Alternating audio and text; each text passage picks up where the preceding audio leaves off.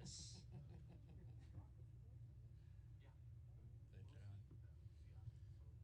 Mark, I hope this. Jeff, would you join me, please? This is so cool. So happy. Thank you, Jeff. This is such a privilege.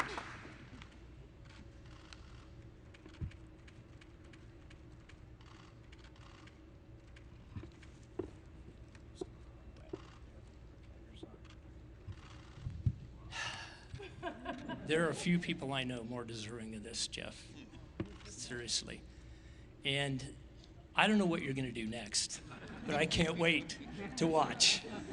Congratulations.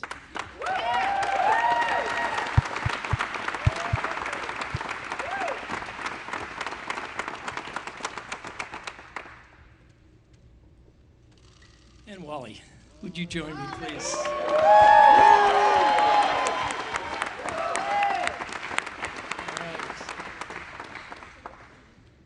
60 years, Wally. And I get to pin this on.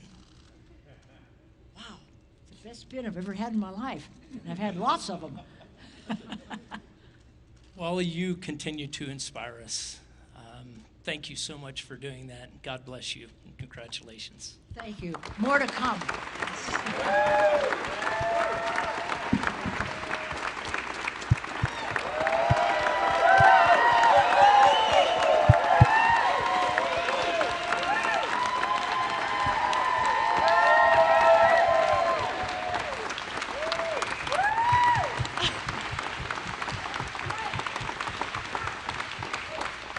The first four of millions to follow. Again, the newest international astronauts, the crew of New Shepard. Congratulations, all four of you.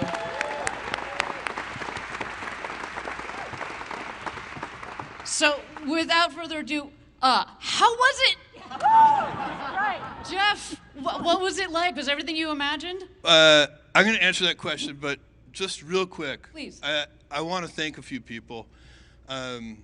First of all of the engineers at Blue Origin who have toiled hard to get this done.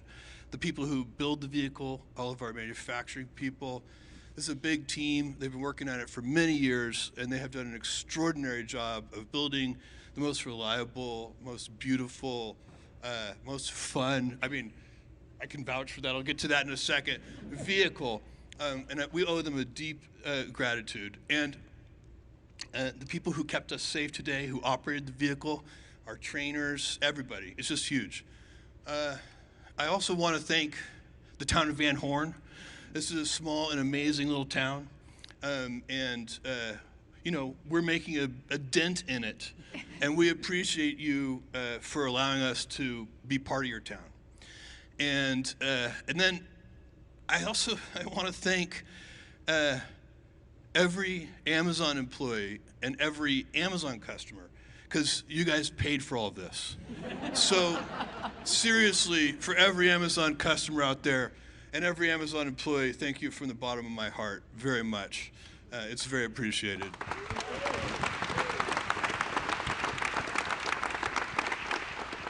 And you know, now on to how it felt. Oh my God! My expectations were high, and they were dramatically exceeded. We were talking about this a little bit in the car ride on the way back, and I don't know, the zero-G piece may have been one of the biggest surprises, because it felt so normal. It felt so almost like we were, as humans, evolved to be in that environment, which I know is impossible, but it felt so serene and peaceful, and the floating. It's actually much nicer than being in full one gravity. It's a very pleasurable experience, just from the way it feels, the tactfulness of it. You know, the most profound piece of it for me was looking out at the Earth and looking at the Earth's atmosphere. Every astronaut, everybody who's been up into space, they say this, that it changes them, and they look at it and they're kind of amazed and awestruck by the Earth and its beauty, but also by its fragility. And I can vouch for that. When I look out, when we're sitting in this room and when we're driving our cars and we're moving around the planet in our normal ways, the atmosphere is so gigantic. We're these tiny little things, and the planet, the atmosphere is so big. But when you get up above it, what you see is it's actually incredibly thin. It's this tiny little fragile thing. And as we move about the planet, we're damaging it. And, so that is, that's a very profound. It's one thing to recognize that intellectually. It's another thing to actually see with your own eyes how fragile it really is. And that was amazing. Who wants to add? Oliver, you want to tell us how it was? Our first paying customer? Feel like you got your money's worth, sir? For sure. No, it was so amazing to see it from above and to move around. Like, yeah, I totally agree. It feels so natural, like almost like we should be doing this. And I hope that we are one of the first, and let's hope that many, many more people can do this, because this experience you should share with more and more people. It's so amazing.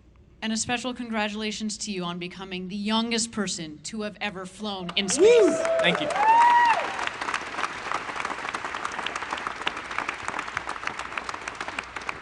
You brought with you up there the next generation of space explorers, but certainly another flag up there, the Netherlands. To everybody out there, the Netherlands, there's the new Dutch flying man. There you go. Mark, you should say that thing you told me in the car about the G-forces. I thought that was really interesting. Well, I was surprised. I mean, they had told us what the G-forces would feel like on the way up, and again, it's one of those things that you hear about and you anticipate, but you really feel them on the way up. It was incredibly exhilarating, and then on the way back down, what I had not anticipated. So we hit 5 Gs briefly on the way back down, and that's a lot of pressure. And unfortunately, during the status checks for each astronaut, by the time they got to astronaut demo, which was the name I was flying under, we were at 5 Gs, and so they were like, "Astronaut demo, how you doing?" I was like, "I'm doing okay." I had a hard time responding, but I'm not sure what that video footage will look like. Probably not very pretty, but it was so exciting. If you haven't figured it out yet, Wally might be the oldest person ever in space, and Oliver the youngest person ever in space. My brother is the funniest person ever in space, for sure. I want to do a couple of more things before we maybe go to next questions, which is I want to recognize 2 people here in the audience. We are honored today to have Alan Shepard's daughters, Laura and Julie. Could you stand up just briefly so we could say?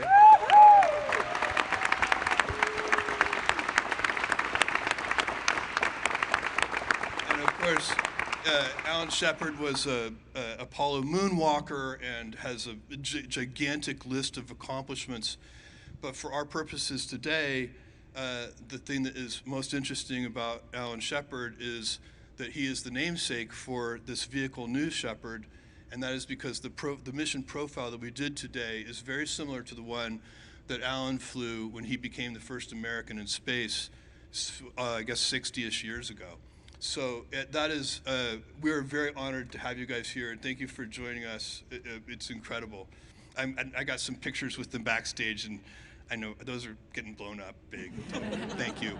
And then I have a couple things to show. Can we start? You want to talk about the couple of things we flew? Go ahead. Well, we did. So we had the opportunity to bring with us, it was actually on loan from the Explorers Club. We were able to fly with a piece of canvas from the Wright Flyer. So the plane that the Wright brothers flew, we brought a piece of that canvas with us, which was really powerful, as well as a bronze medallion that was made from the first hot air balloon flight in 1783, which was the first time man ever left the Earth in controlled flight. So we were very thrilled to be able to bring both of those along with us. And we brought those precious objects back. Yes, we did. And the Explorers Club will be pleased to hear that. Yes, they're very happy about that. And we have one more thing, which I would actually just like to show you. If you could, who has the goggles, could you please bring them up to me? Yeah, would you hold that for me? This is incredible. So, all right, why don't you stand so you guys I can face this. This, we also flew, these are Amelia Earhart's goggles, the ones she flew across the Atlantic with, solo. And you can see she put tape over them to kind of have less light come in, because it was just so bright all the day and she was flying for so long. And they're just, I like to think that if Amelia were here, she'd be very, very proud of Wally.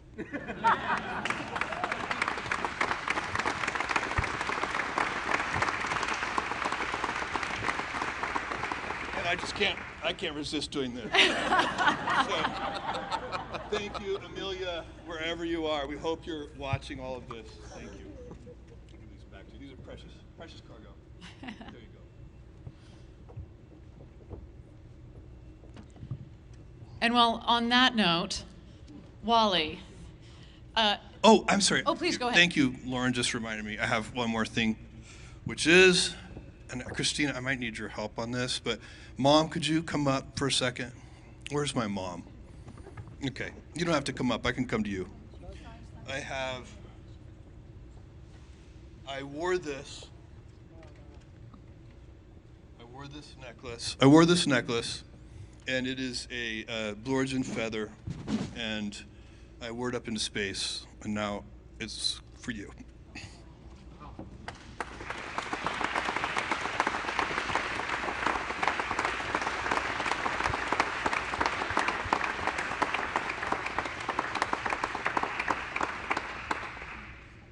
I would put it on her myself, but I would need my reading glasses.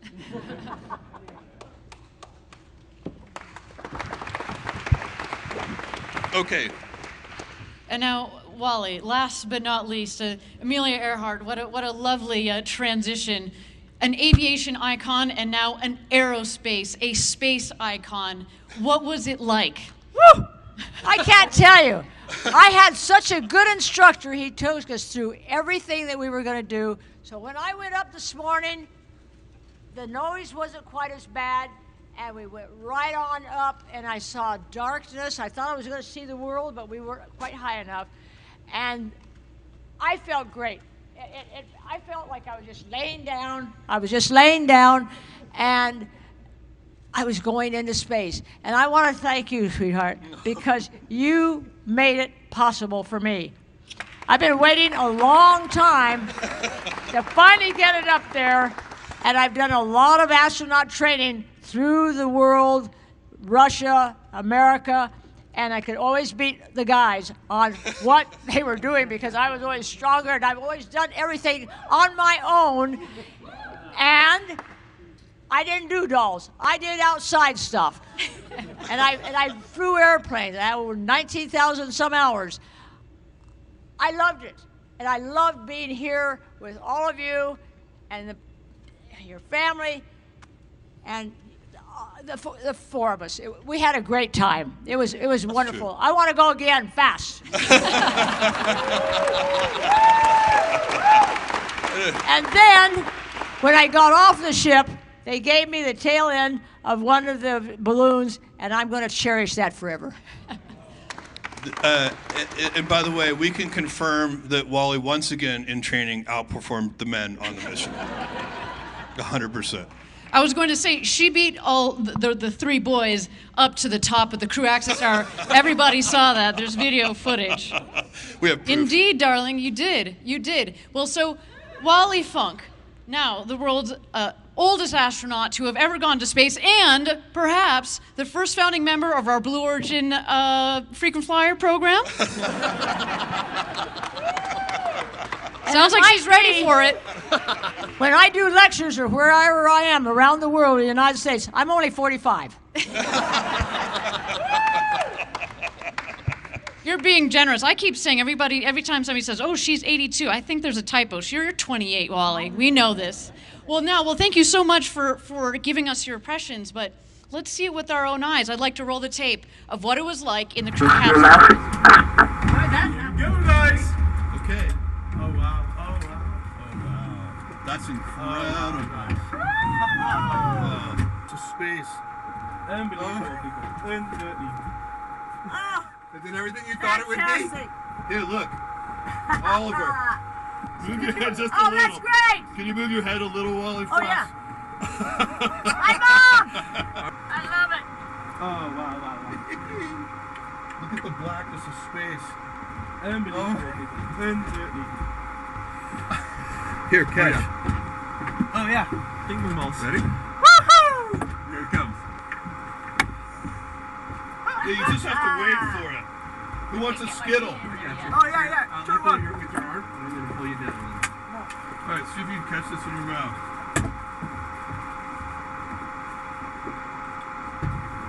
Yeah! Well done! Here, toss me one. Let me try. Here it goes. Oh, sorry. Mid fast. Here, try again. I can't get it up. I got you. Oh, wow. Awesome. He coming. Oh. You so good. Here. Oh, wow. Oh my God. Woo! This is incredible. Enjoy that. Oh, I love it. Oh, wow. Man, this Oh, is yeah. different, isn't it? It's a little different. I cannot. Oh, wow. Guys, Thank you, take a moment to look sweetheart. outside. Wonderful. Mwah.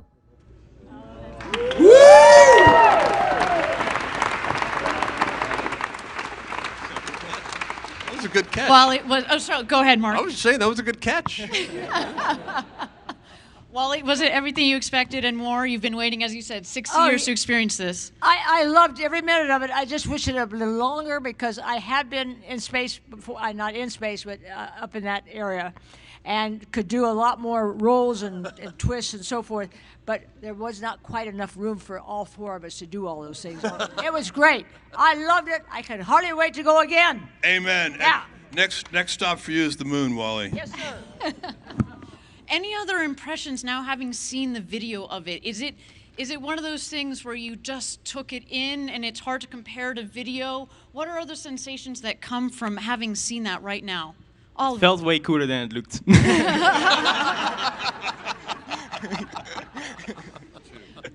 Well, so after, of course, their 4 minutes of weightlessness, the fun that you had, of course, we got you buckled back in, and you descended under those beautiful 3 parachutes. I think we've got another video here of your descent back to our beautiful West Texas Valley. Why don't we roll that right now?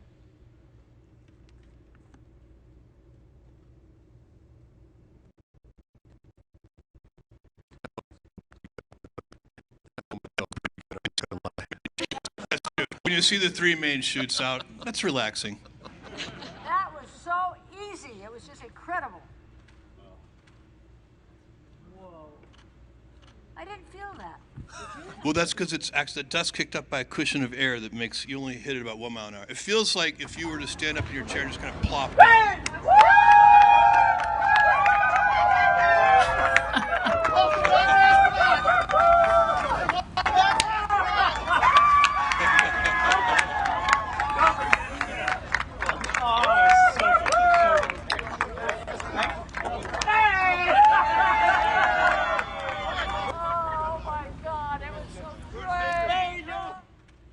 And Our family was happy to see us. That's a good sign. What was that moment like coming back and seeing your friends and your family here? You have supported them, or they have supported you, that is, your dreams to get to this point. Oliver, your father is here. Joseph, thank you so much for being here. What was that like?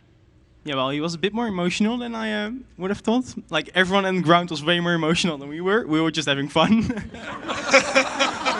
It's so true. Yeah.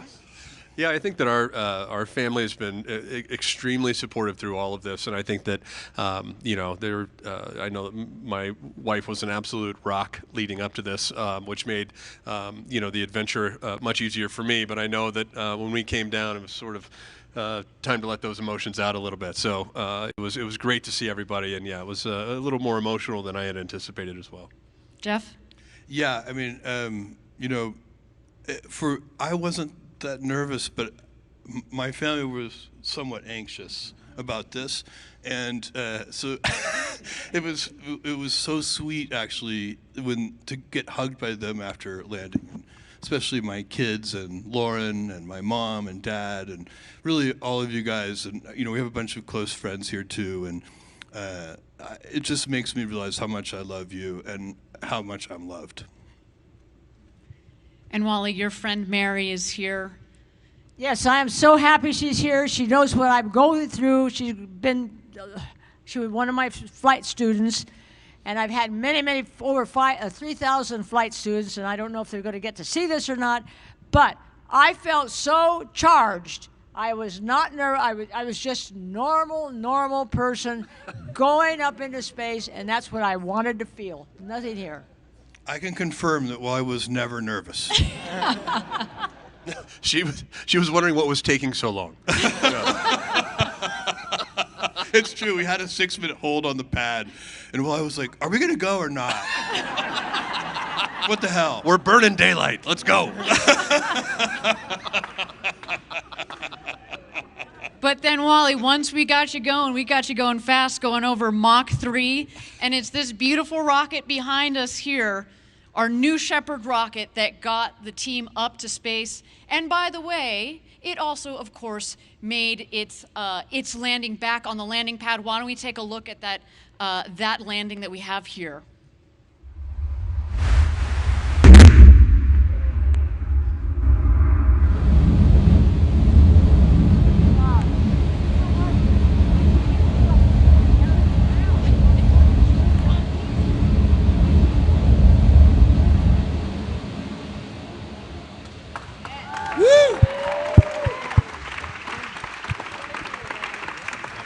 That was a bullseye. Very cool. Absolutely, bullseye. Jeff, a beautiful piece of engineering that our team here at Blue Origin has developed. Would you like to talk to us a bit about why we chose vertical takeoff, vertical landing, being powered by this BE3 engine? Yeah. Because today is not the end, right? Yeah. We're going further with this technology. No, that's a helpful question, because the fact of the matter is that the architecture and the technology we have chosen is complete overkill for a suborbital tourism mission. We have chosen the vertical landing architecture. Why do we do that? Because it scales. It's an architecture that can grow to very large size, and so we want to have experience with architectures that can grow big to New Glenn and one day to New Armstrong. So to have the idea that you want to build big from the beginning lets you choose an architecture, because the whole point of doing this is to get practice. And other kinds of architectures don't scale in the same way to very large size. Vertical landing does. In fact, you can think about it very easily, because if you when you are landing a rocket vertically, you are solving what's called the inverted pendulum problem, and you are balancing a broomstick on the tip of your finger. And you can balance a broomstick on the tip of your finger. You know what you cannot balance on the tip of your finger? A pencil. So basically, the smaller the object, the harder it is to balance. As the object gets bigger and bigger and bigger, it gets easier and easier and easier to balance. It's very simple, because it just has more momentum, so it's easier to get under it. So that architecture scales. That's why we chose it. And then the second thing that is a very puzzling architecture choice for most people who know a lot about rockets, you would never choose liquid hydrogen for a suborbital tourism mission. It's completely unnecessary. It's the most powerful, highest performing rocket fuel in the world. And there are two reasons we chose it. The first is, again, practice. We chose that propellant because it is what you see behind me is basically the second stage of New Glenn. And so every time we fly this tourism mission, we're practicing flying the second stage of New Glenn. And that's where you really do want hydrogen, on the second stage of a vehicle that is designed not only to go into low Earth orbit, but to bodies outside of low Earth orbit. And then the other reason we chose it is because it is the most environmentally benign propellant you can choose. When you burn hydrogen and oxygen, you get H2O. H2O is water. And so that is another thing. For a tourism mission, that was really important to us as well. So that's why we chose this architecture you see behind me, and the engineering team did an incredible job. They also really built two vehicles. What you see is not really a vehicle, because I can assure you the escape system was at least as complicated, hard to design, and to test and demonstrate as the main booster itself. So it's almost like building a whole separate vehicle. And I'm also extremely happy we didn't test it today. Thank you so much. Again, congratulations to you all. With that, I'm going to turn it over to Linda Mills, Head of Communications here at Blue Origin, to start the press conference. Thank you very much. Woo! Let's give another round of applause to our amazing, newly minted astronauts. All right. I would like to give a thank you to our journalists who showed up at 2:30 this morning to get set up. I know it's been a long day for all of you, so thank you. I can't believe you guys are still smiling. Thank you. Thank you. So we'll be able to take a few questions, and then we'll just pose for a few photos. So, Rachel, why don't you start? Rachel with CNN. Yeah, Rachel Crane with CNN. Congratulations, you guys, on your astronaut wings. Thank you, Rachel. Jeff, you have said in the past that the work you're doing with Blue Origin is the most important of your career.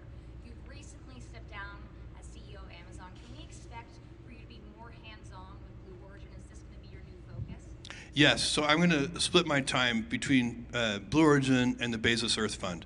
So the Bezos Earth Fund is about climate change and sustainability, and that is those two things. And there's going to be a third thing, and maybe a fourth thing, but I don't know what those are yet. I'm not very good at doing one thing. Are you going to be flying again soon? Hell yes. Like, how fast can you refuel that thing? Let's go. All right, next question. Let's go Reuters.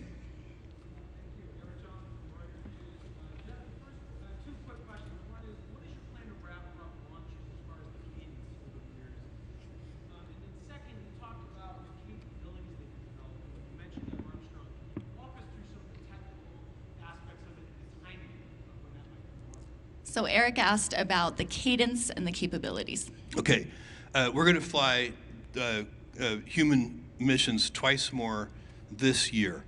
And what we do in the following year, I'm not sure yet. We'll figure that out, and what the cadence will eventually be. We want the cadence to be very high, and one thing we've found out through the auction process and what we've been doing is private sales. We're approaching $100 million in private sales already, and the demand is very, very high. So we're going to keep after that because we really do want to practice with this vehicle. So we're going to have to build more boosters and to fly more frequently. And we're going to be doing that and working on all the operational things we need to do, all the things we learn. What practice does is let you get better. And we want to be able, right now, we have a mission life, we think somewhere between 25 and 100 flights for one of these vehicles. We like to make that, closer to 100 than to 25. And then once it's close to 100, we'll push it past 100. That's how you get operational usability. You have to remember, big things start small. I told this crew when we got in today and we were sitting there on the pad waiting to lift off, we had time to ourselves, and I just said, guys, if you're willing, let me invite you when we get up there, and after, there's gonna be all kinds of adrenaline, all kinds of excitement, all kind of novelty, but take a minute, take a few seconds to look out and calmly think about what we're doing. Is not only adventure, it is adventure and it is fun, but it's also important. Because what we're doing is the first step of something big. And I know what that feels like. I did it almost 3 decades ago with Amazon. And big things start small. But you can tell when you're onto something. And this is important. We're going to build a road to space so that our kids and their kids can build the future. And we need to do that. We need to do that to solve the problems here on Earth. This is not about escaping Earth. Every time I read an article about people wanting to escape Earth, no. The whole point is, this is the only good planet in this solar system. We've sent robotic probes to all of them. This is the only good one. I promise you. And we have to take care of it. And if you go into space and see how fragile it is, you'll want to take care of it even more. And that's what this is about. We have to and this is going to take decades, this is a big vision, but big things start small. And this is how it starts. And we are going to build an infrastructure. Just like when I started Amazon, I didn't have to build the postal service.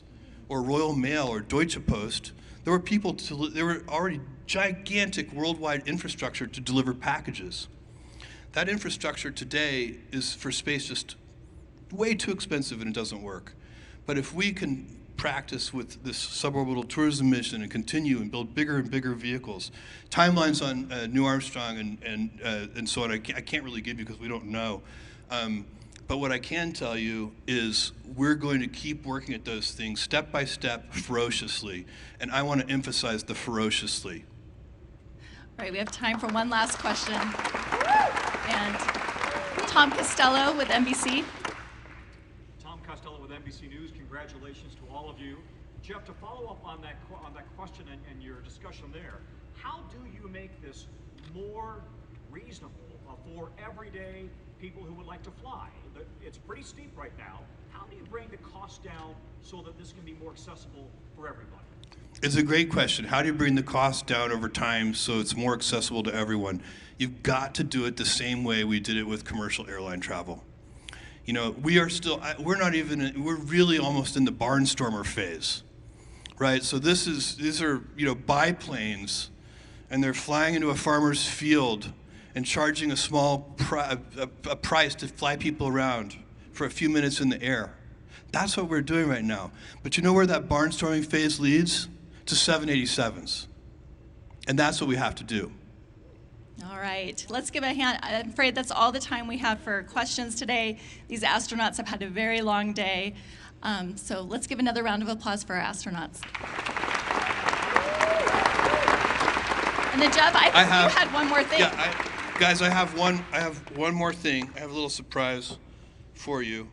I am announcing today a new philanthropic initiative, and if you could put the slide up so people can see it. It is called the Courage and Civility Award. It recognizes leaders who aim high and who pursue solutions with courage and who always do so with civility. Well, let me tell you how I feel about this. I feel strongly enough I actually wrote something down. We live in a world where sometimes, instead of disagreeing with someone's ideas, we question their character or their motives. And guess what? After you do that, it's pretty damn hard to work with that person. And really what we should always be doing is questioning ideas, not the person. Ad hominem attacks have been around a long time, but they don't work, and they've been amplified by social media. We need unifiers and not vilifiers. We want people who argue hard and act hard for what they truly believe, but they do that always with civility and never ad hominem attacks. And unfortunately, we live in a world where this is too often not the case. But we do have role models. And this award, do you have another slide here? Go ahead. It's first, I didn't tell you what the award was yet. I thought there was a slide for that. Here's what the award is. You see who the first recipient is. But let me tell you what the award is. The Courage and Civility Award is a $100 million award so that the awardee, the recipient, can give $100 million to the charities, the nonprofits of their choice. And these are people who have demonstrated courage. By the way, it's easy to be courageous, but also mean. Try being courageous and civil. Try being courageous and a unifier. That's harder and way better and makes the world better. So we have two awardees today. They'll each be getting $100 million to direct to the charities of their choice as they see fit. No bureaucracy, no committees, they just do what they want. They can give it all to their own charity or they can share the wealth. It's up to them. And the first Courage and Civility Award goes to Van Jones. Van, come on up.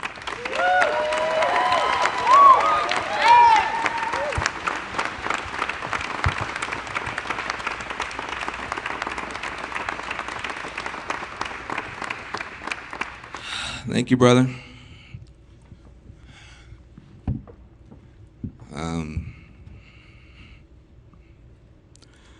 Sometimes dreams come true.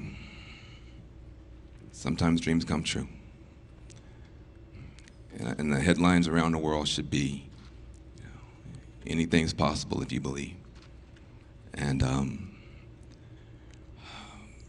Lauren and Jeff don't do nothing small, man. They don't do anything small. They just don't do it. They dream big, they love big, and they bet big. And you bet on me, and I appreciate it. And I'm gonna tell you, the only thing I worry about when you say courage, I haven't always been courageous, but I know the people who are. And they get up every day on the front lines, grassroots communities. They don't have much, but they're good people and they fight hard and they don't have enough support.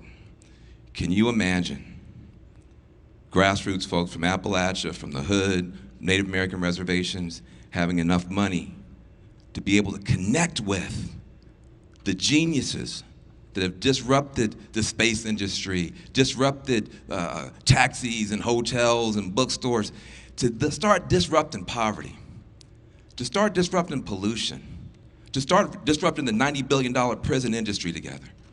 If you take people on the front lines and their wisdom and their genius and their creativity, and you give them a shot, they're not just gonna turn around neighborhoods, they're gonna turn around this nation.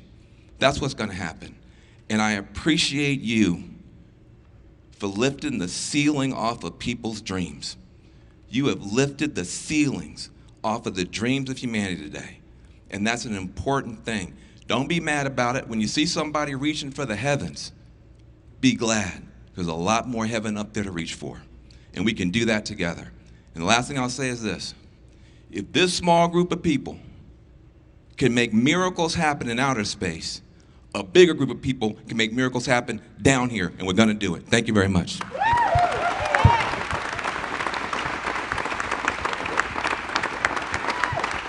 Hey guys, can you roll the little video we put together about Van Jones? Can you roll that little video, please? Short video. Van has been a part of much change. He has birthed a number of different grassroots community organizations.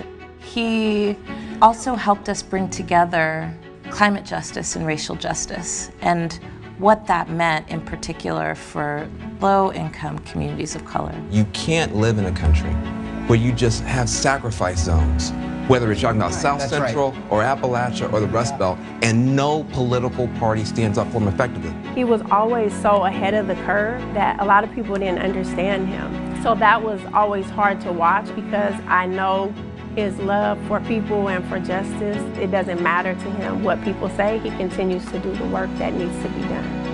I think about what he's done within the criminal justice system, what he's done with making bipartisanship real, not just what think tanks are doing, researching the idea, and exploring in history how bipartisanship works. He's been rolling up his sleeves, he's been doing the work in real life.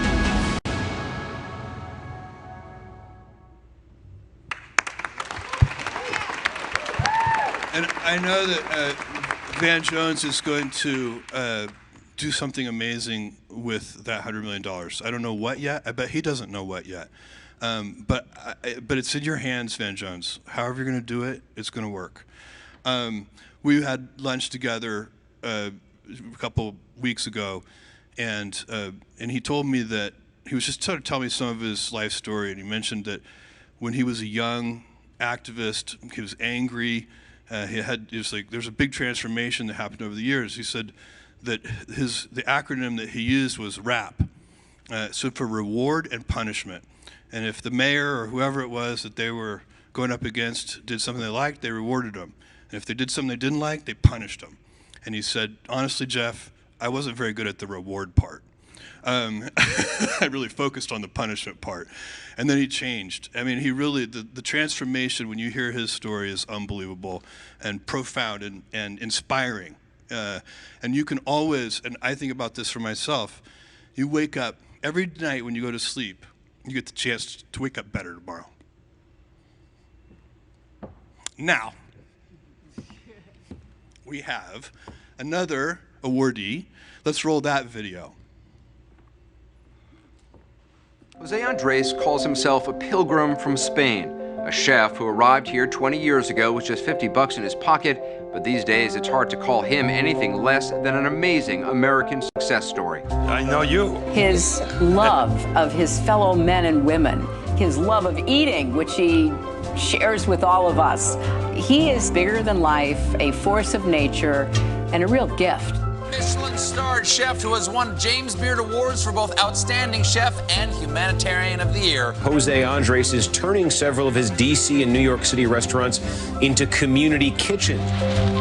He has helped feed those in disaster areas in the U.S. and around the world. Every time I meet you, it's because there's a disaster somewhere in the world, and like a superhero of food, you've stepped in to help feed people. He wants to bring people together, and he uses food to do that. Someone who's extremely generous and give back so much to people in need without asking anything. Jose, please come on up.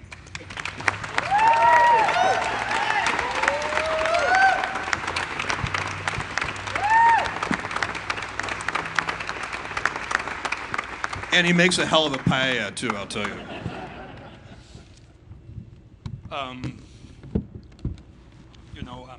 I'm so honored, really grateful for this award and the incredible support from you, Jeff, and the entire Bezos family.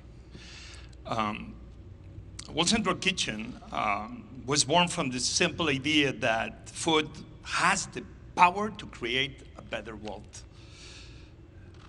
A plate of food is a plate of hope.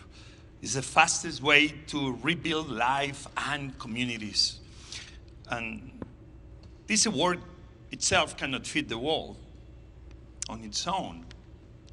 But this is the start of a new chapter for us. It allows us to think beyond the next hurricane to the bigger challenges we face. You know, people of the world, now is the time to think really big, to solve hunger with the first urgency of now. You know, the only thing we want to do is revolutionize disaster and hunger relief. You know, people don't want our pity. People want our respect. It's the least we can do is be next to them when things get tough. We want to double food aid around the world. And we want to change the way 3 billion people, mainly women, cook their food today, from dirty cook stoves to clean cook stoves. You know, we think globally, but we feed locally. And the pandemic drove tens of millions into hunger and starvation this year. The climate crisis is driving millions more across borders. We can and we must respond together. Governments, business, non-profits, every single citizen. Out of empathy, for sure, but also to keep our world safe, stable, and sustainable. We will be there with our boots on the ground when disaster strikes. But we will also shoot for the stars, Jeff. Fighting hunger and the causes of hunger. Because, you know, whether you are on the ground or on the top of the world, it's obvious that we, the people, we are one people. One planet, sharing our daily bread together. I always say that I believe in longer tables, no higher walls. So, you know, Jeff, let's go and let's feed the world. Thank you. Thank you.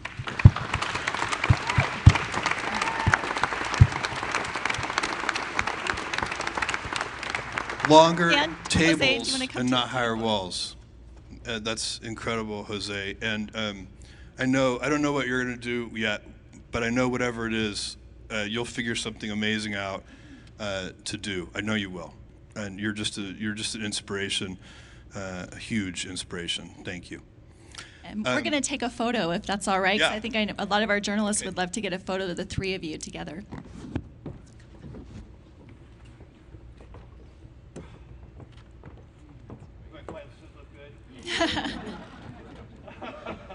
Eyes here. Perfect. Ha ha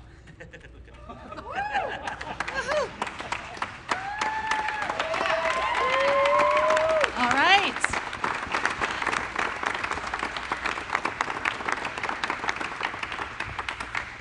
Well, thank you all for joining us. This wraps our press conference. I'm going to let Oliver lead our astronauts out. And thank you guys. We know it's not easy to get here.